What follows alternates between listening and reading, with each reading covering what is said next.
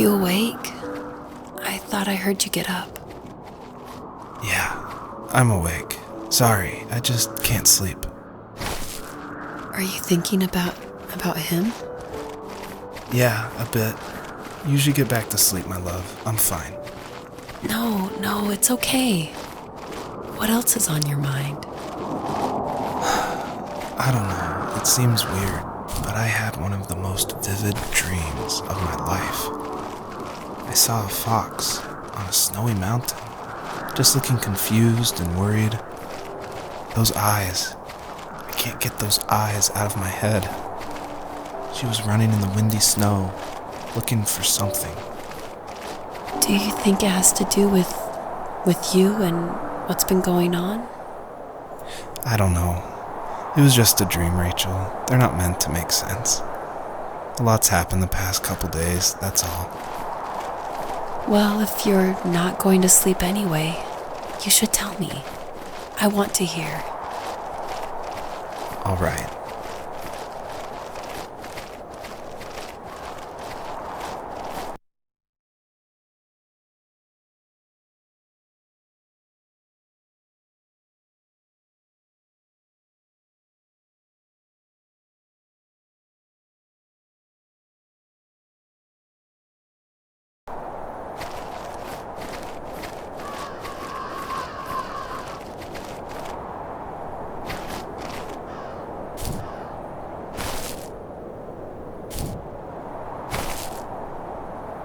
So, not far from her home, she followed that path to something unexpected.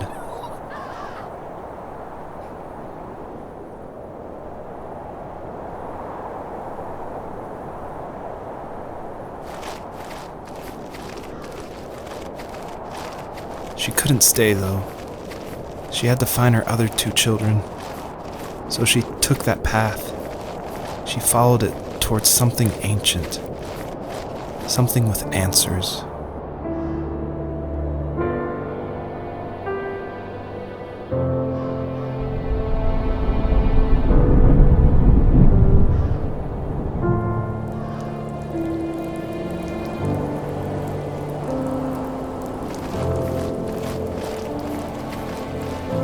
The fox looked high and low, searching for any sign of her cubs.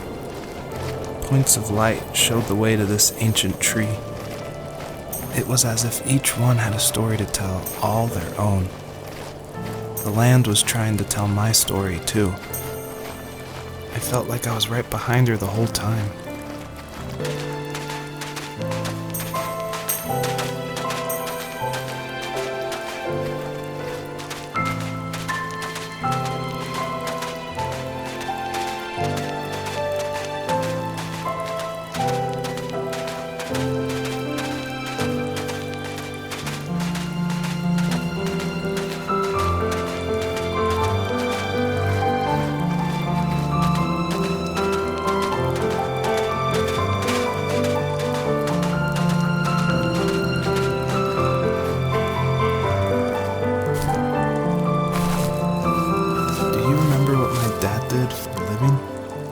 Wasn't he like a lumberjack?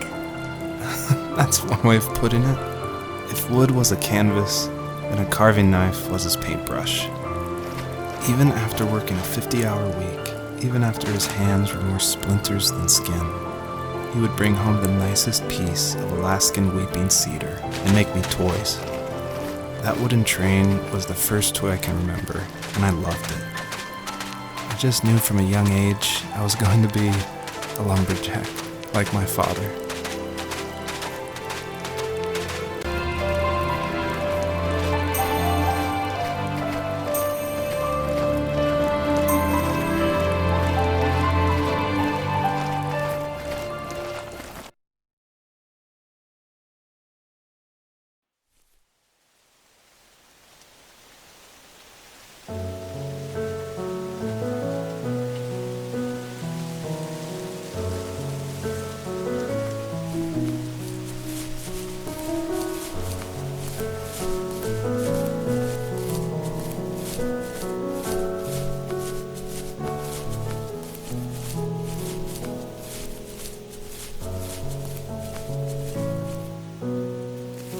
My teenage years were full of sketching, angst, and trouble.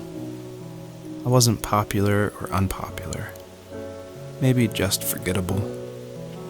I guess that gave me a sense of freedom, so I hung out with crazy kids, doing crazy things, even though I mostly just watched the chaos ensue. We did it all. Put fireworks in mailboxes, hide roadkill in people's garages, break windows of the barber shop in Anchorage. My dad was furious, but he was so busy working he couldn't do much to stop me from going out. I think being an adult means there's no one to stop you making hard decisions. He had to make a living, and he couldn't be in two places at once. Yeah, I realize that now. But at the time, I was sure he was more interested in growing his business than what was going on with me.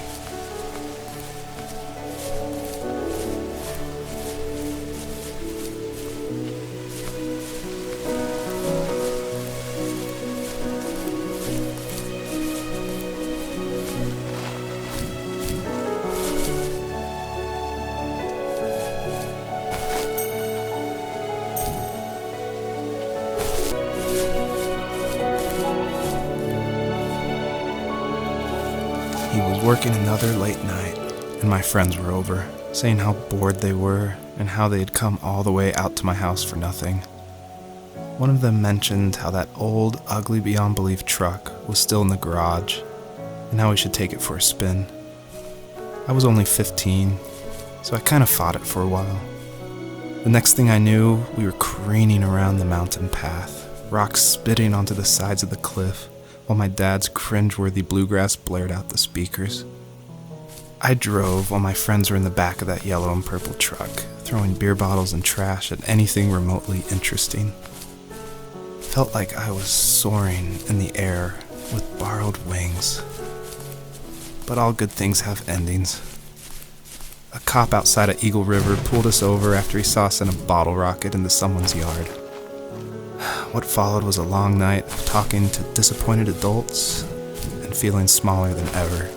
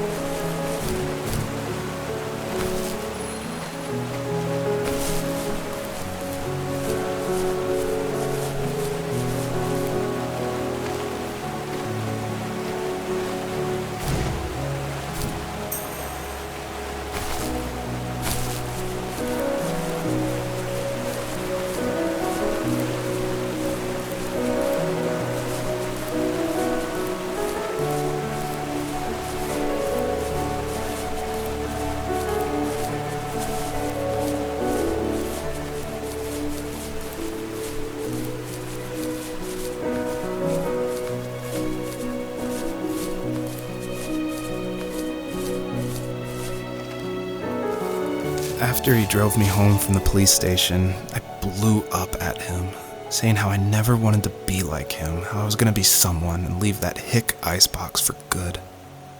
He just looked forward at the road with tired eyes. I took out that bluegrass tape from the cassette deck and chucked it out the window. In my sage teenage wisdom, I thought I proved the ultimate point. But my dad had a different idea. He slammed the brakes, slowly bowed his head while gripping the steering wheel, and finally looked at me. All he said, like it was a polite request, was, "Make this right."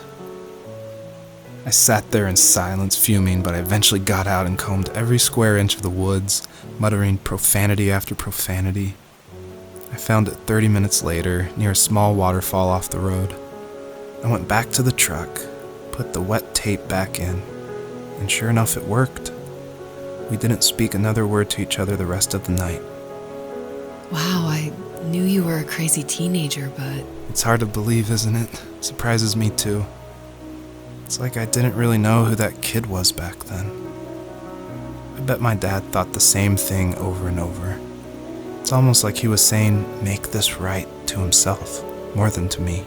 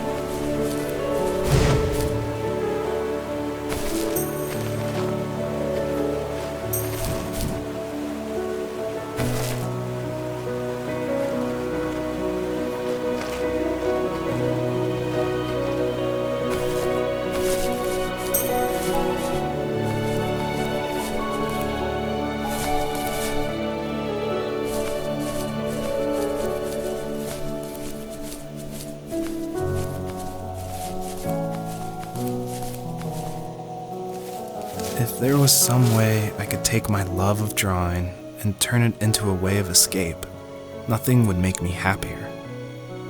I wanted to create instead of tearing trees down.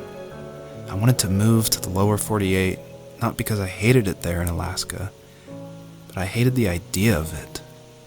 It's like all of that spite inside me had created this monster which followed me around my whole teenage years. I put so much energy into doing what others didn't expect of me. Why did I do that? there's one fact you're forgetting, though. If you didn't have that fire in you, we probably would have never met. You're absolutely right. Maybe the destination is all that matters in the end. But then why am I awake? Why am I seeing this fox go on her journey?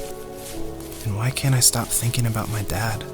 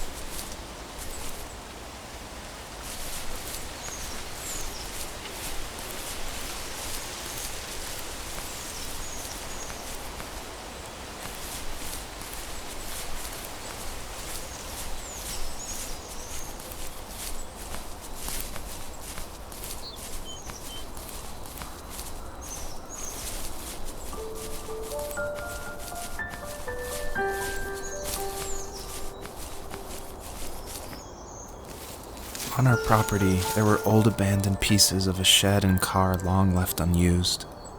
I used to ask him all the time who those people were that left all this junk, and I'm sure he got so tired of hearing it that he made up some elaborate stories how a brown bear ate them and haunted the woods afterwards. What's funny is I think it made those people seem more real, growing up thinking they were still hanging out like they couldn't say goodbye.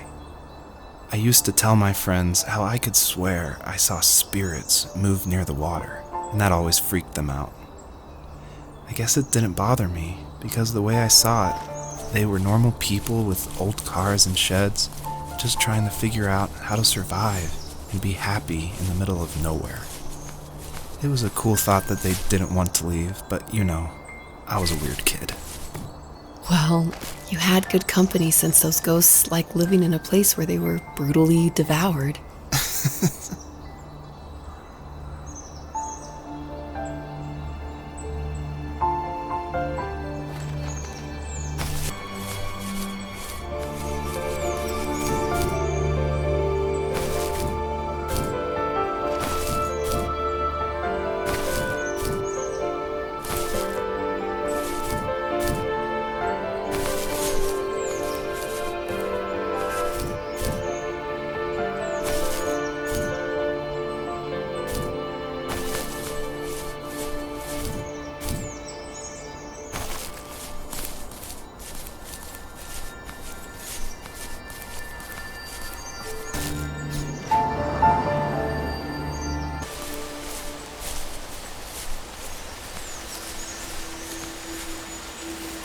Even at my most distant, at the times when I detested him the most, he kept reaching out. For a year straight, he asked me every week when we were going camping. I thought he was just dense.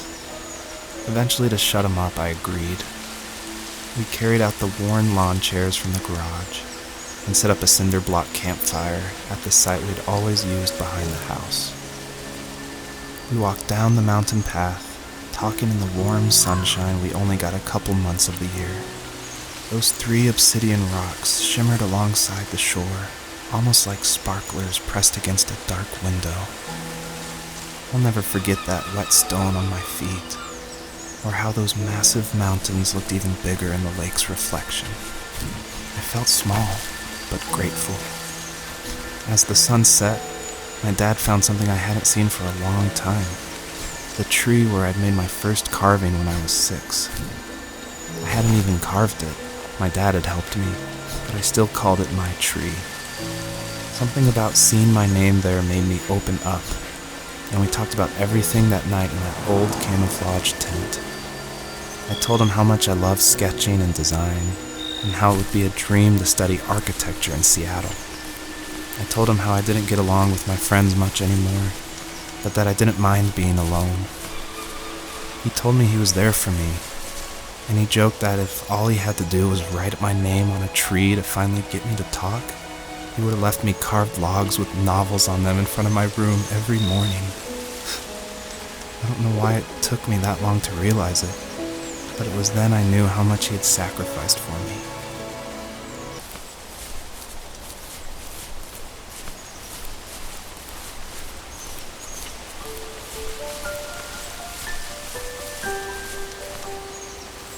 My dad built a lot of stuff in his free time. If he wasn't watching fly fishing or reading Tom Clancy novels, he was carving something. He made tons of birdhouses. Not that he was into bird watching, but I think he really missed working and adding on to the home. If he couldn't afford the time to build onto our own house, he would have to settle with watching birds move into their little homes. We kept an old mattress in the bed of that ugly yellow truck, so we would drive it deep into the woods and then watch the birds fly into their houses while the sun set. Usually it was accompanied by venison jerky or a cold Coke, but not a lot of talking, which is how we both liked it.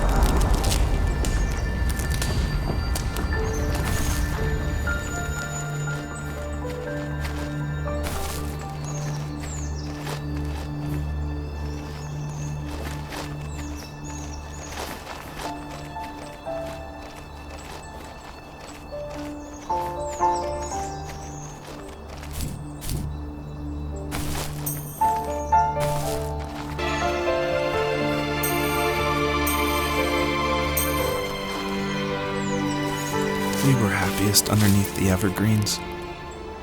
We decided it was time to finally map out the hundreds of acres we lived on just to pass the time during the summer. He was only free in the evenings, so I would spend the day wasting time on dial-up internet and sketching, and then we would rush into the woods, pen and map in hand, before evening fell.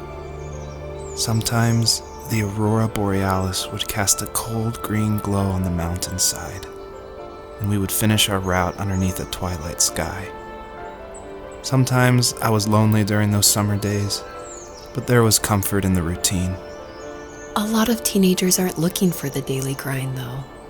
There's nothing wrong with wanting to get out, to leave your childhood home. You wanted to progress, to make something of yourself.